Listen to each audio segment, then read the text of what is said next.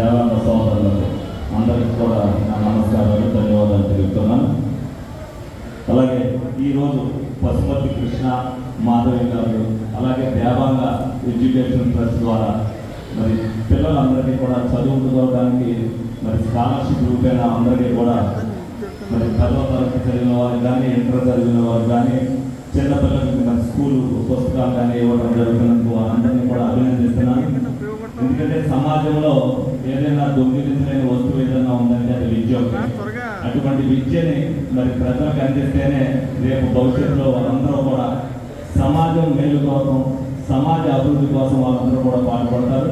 ఇప్పుడు ఎవరైతే ఈ విద్యని వాళ్ళ డొనేషన్ ద్వారా తీసుకుంటున్నారో వాళ్ళ పిల్లల తల్లిదండ్రులు వాళ్ళ పిల్లలకు చెప్పాలి. రేపు భవిష్యత్తులో వాళ్ళు ఉన్నత స్థితిలో ఉన్నప్పుడు వాళ్ళు కూడా ఎవరో ఒకరిని చదువు చెప్పించే అలవాటు వాళ్ళకి నేర్పాలని సభాముఖంగా మీ అందరిని కూడా కోరుకోవడం జరుగుతుంది.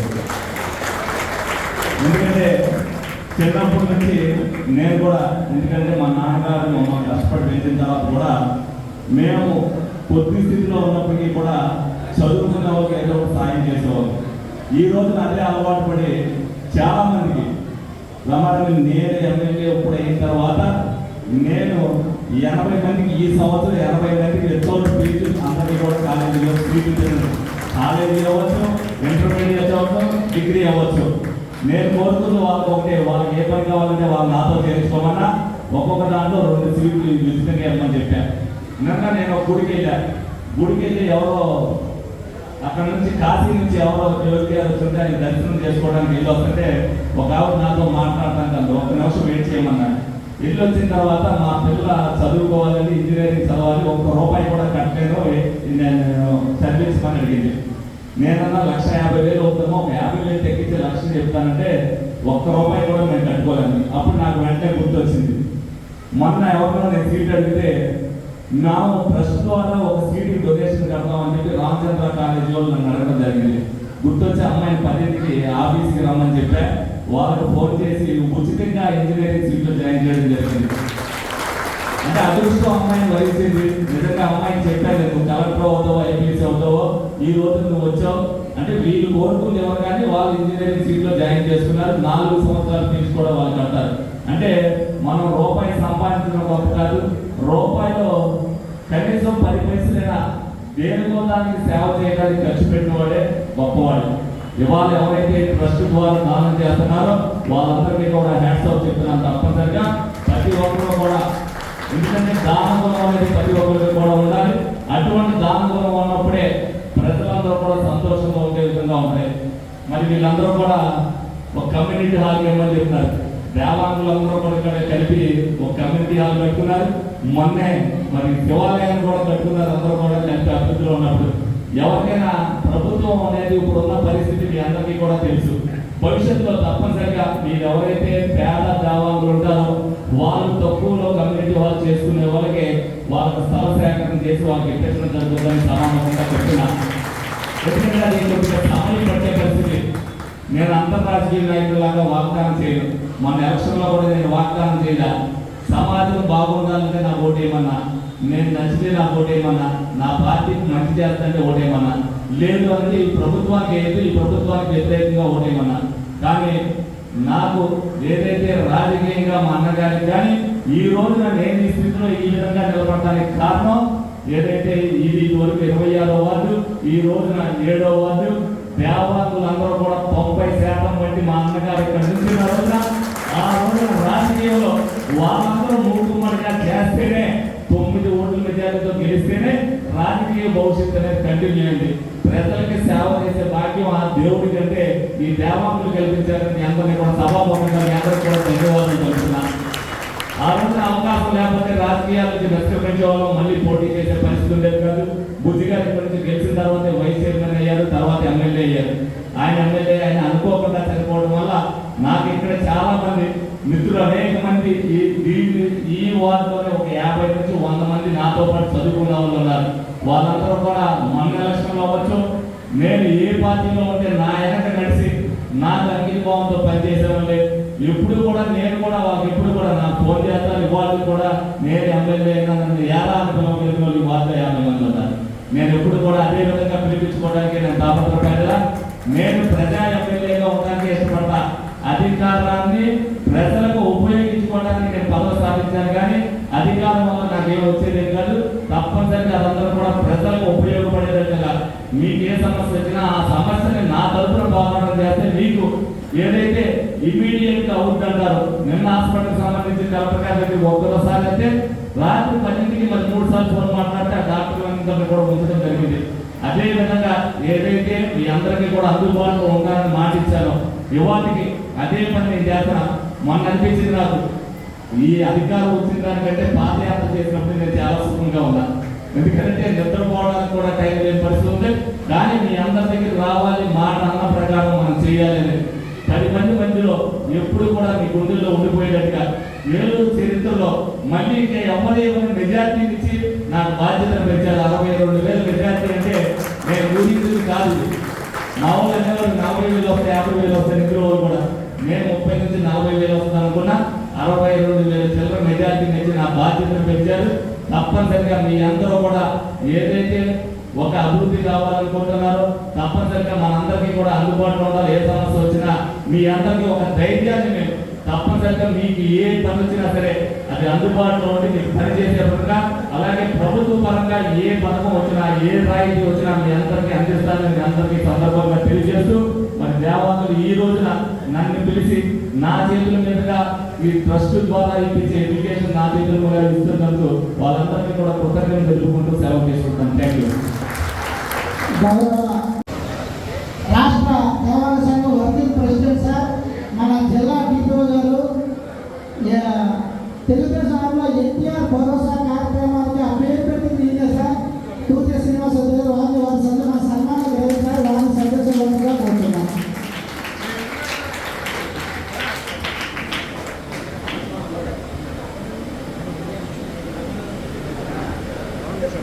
సభాధ్యక్షులు పెద్దల గౌరవనీయులు సోమలింగేశ్వరరావు గారు, ఈ కార్యక్రమానికి ముఖ్య అతిథులు, ఏలూరు జిల్లా చరిత్రలోని కనీవి ఎరుగని రీతిలో అఖండ మెజార్టీతో సుమారుగా 63,000 ఓట్ల మెజార్టీతో నెగ్గి చరిత్ర సృష్టించినటువంటి వ్యక్తులు పెద్దలు, ఏలూరు జిల్లా సంక్షేమాభివృద్ధి ప్రదాత గౌరవనీయులు శాసనసభ్యులు మరెడ్డి బుజ్జి గారు, గౌరవనీయులు వేదిక నిర్వహించిన పెద్దలు, వేదిక ముందు ఆశీర్వైనటువంటి పెద్దలకు నా నమస్కారం తెలుపుకుంటా ఉన్నాను. పిల్లలందరికీ కూడా నా దీవెన. విద్య విజాతీయ జీవన, విద్య విజాతీయ జీవన అని సంస్కృతంలో ఉన్నది. తల్లిదండ్రులు మనకి జన్మనిస్తే విద్య మనకి జీవితాన్ని అందిస్తుంది. ఏదైనా విద్య ద్వారానే సాధ్యపడుతుంది. ఇంగ్లీష్ లో కూడా చెప్పారు, education is the weapon for everything. విద్య ద్వారా ప్రతిదీ కూడా మనం సాధించుకోవచ్చు, పేదరికాన్ని నిర్మూలించుకోవచ్చు, ఒక స్థాయి నుంచి అభివృద్ధి వైపు వెళ్ళొచ్చు, గౌరవాన్ని పెంపొందించుకోవచ్చు, ఉపాధి అవకాశాలు అందిపుచ్చుకోవచ్చు, ఉద్యోగ అవకాశాలు అందిపుచ్చుకోవచ్చు, కుటుంబ నేపథ్యాన్ని బాగుపరుచుకోవచ్చు, సమాజాన్ని, జిల్లాని, రాష్ట్రాన్ని, దేశాన్ని మన అభివృద్ధి చేసే స్థాయి కేవలం విద్యకు మాత్రమే ఉన్నదన్న విషయాన్ని పిల్లలైనటువంటి అందరూ కూడా తెలుసుకోవాలి. ఈరోజు దేవాంగ సంక్షేమ సంఘం ట్రస్ట్ ద్వారా మరి ప్రతిభ కలిగినటువంటి విద్యార్థులకు గౌరవ శాసనసభ్యుల వారి చేతుల మీద నగదు ప్రోత్సాహం మీ అందరికీ అందిస్తూ ఉన్నారంటే దీనికి వెనుకాలటువంటి ప్రధాన కారణం విద్యలో రాణించాలని చెప్పి, ఉద్యోగ ఉపాధి అవకాశాల మీద మీ తల్లిదండ్రులకు అన్నటువంటి కళలను సాకారం చేసుకోవాలన్న ఆలోచన మాత్రమే. ఈరోజు ఉన్నత స్థాయిలో ఉన్నటువంటి ఏ పారిశ్రామికవేత్త అయినా, ఉద్యోగాలు చేస్తున్నటువంటి మాలాంటి వ్యక్తులైనా, లేక పెద్ద పెద్ద కంపెనీలోని సిఇఓస్ కానీ, మేనేజింగ్ డైరెక్టర్స్ కానీ, లేక ప్రభుత్వ ఉద్యోగస్తులు కానీ, లేక మనకి సైంటిస్టులు కానీ, శాస్త్రవేత్తలు కానీ వారు ఆ స్థాయికి ఎదిగారన్నా, లేక మనకి అమెరికాలో, ఉత్తర అమెరికాలో, దక్షిణ అమెరికాలో, విదేశాల్లో పనిచేసేటువంటి వారు ఎవరైనా సరే మన భారతదేశం నుంచి వలస వెళ్ళి పనిచేస్తూ ఉన్నారంటే అది కేవలం విద్య ద్వారానే సాధారణమైన విషయాన్ని కూడా మీ అందరికీ ఒకసారి గుర్తు చేస్తూ ఉన్నాం. మనకు తెలుసు రామేశ్వరం అనే ఒక కుగ్రామం తమిళనాడులో ఉంటుంది, శ్రీలంకకు దగ్గరగా ఉంటుంది. అతి నిరుపేద కుటుంబం, 16 మంది అన్నదమ్ములలోని మరి 14-15 వ్యక్తులు అనుకుంటాం. మన మాజీ రాష్ట్రపతి గారు డాక్టర్ అబ్దుల్ కలాం గారు ఆయన మిసైల్ మ్యాన్ ఆఫ్ ఇండియా కూడా చెప్తారు. ద వింగ్స్ ఆఫ్ ఫైర్ అనే పుస్తకాన్ని కూడా రచించారు ఆయన. మరి అటువంటి మహనీయులు భారతదేశానికి రాష్ట్రపతి కాగలిగారు అంటే నిరుపేద కుటుంబంలో పుట్టి సైకిల్ మీద న్యూస్ పేపర్స్ ఇంటికి వేసి నెలకి రూపాయి సంపాదించుకొని కేవలం విద్యుత్ ద్వారానే తాను ఎదగలరు, విద్య ద్వారానే అనుకున్న కళలు సాధించగలరని చెప్పి మన రోజు ఎంతో ఉత్తమంగా చదివి విద్యార్థులు రాణించి రాష్ట్రపతి స్థాయికి ఎంపిక కాగలిగారు. సో ఎవరైనా సరే విద్య ద్వారా మాత్రమే, చదువు ద్వారా మాత్రమే మనం మన భవిష్యత్తుని తీర్చిదిద్దుకోగలుగుతాం. ఒక కేవలం విద్య ఒకటే సరిపోదు. విద్యతో పాటు విలువలతో కూడుకున్నటువంటి క్యారెక్టర్ కూడా చాలా ముఖ్యమైన అంశం. సార్ మనకి స్వామి వివేకానంద గారు ఒక మాట చెప్తారు, మీ అందరికీ తెలిసిందే. When money is lost, nothing is lost.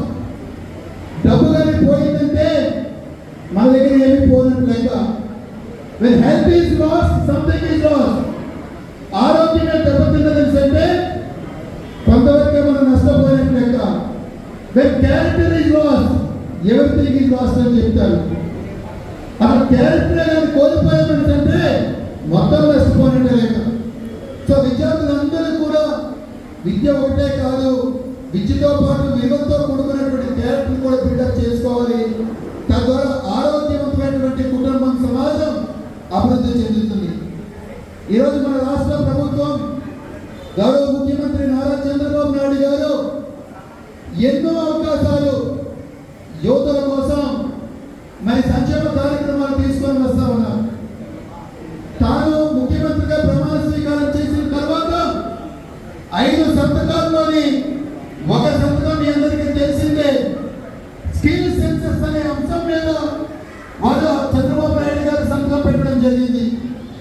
Skill senses యొక్క ప్రధాన ఉద్దేశం ఏంటంటే ఈ రాష్ట్రంలో చదువుకున్నటువంటి యువకులు కానీ, యువకులు కానీ వాళ్ళు ఏ విద్యలో అయితే నైపుణ్యం సాధిస్తారో ఆ నైపుణ్యాన్ని స్థానపెట్టడానికి ప్రభుత్వమే ఒక అవకాశం కల్పించి తద్వారా ఉపాధి అవకాశాలు, విద్యా అవకాశాలు, ఉద్యోగ అవకాశాలు కల్పించాలని చెప్పి రాష్ట్ర ప్రభుత్వం ముందుకు వస్తూ ఉంది. చూడాలి.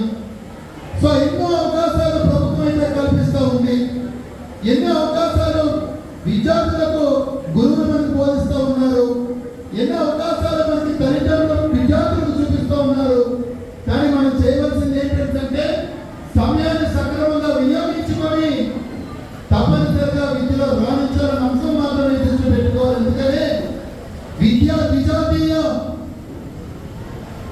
విద్యాజీయ జీవన అని చెప్పడం జరిగింది. తల్లిదండ్రులు మనకి జన్మనిస్తే విద్య మనకి జీవితాన్ని ఇచ్చింది.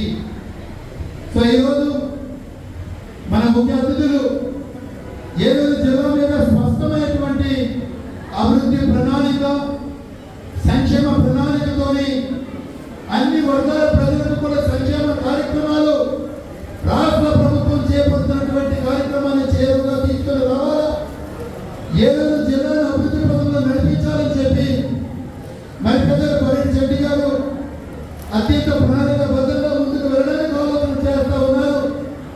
మేమందరినీ ఒకటే కోరుతా ఉన్నాం. సంఘ నాయకులతో చిరు సత్కారం ఎమ్మెల్యే గారికి.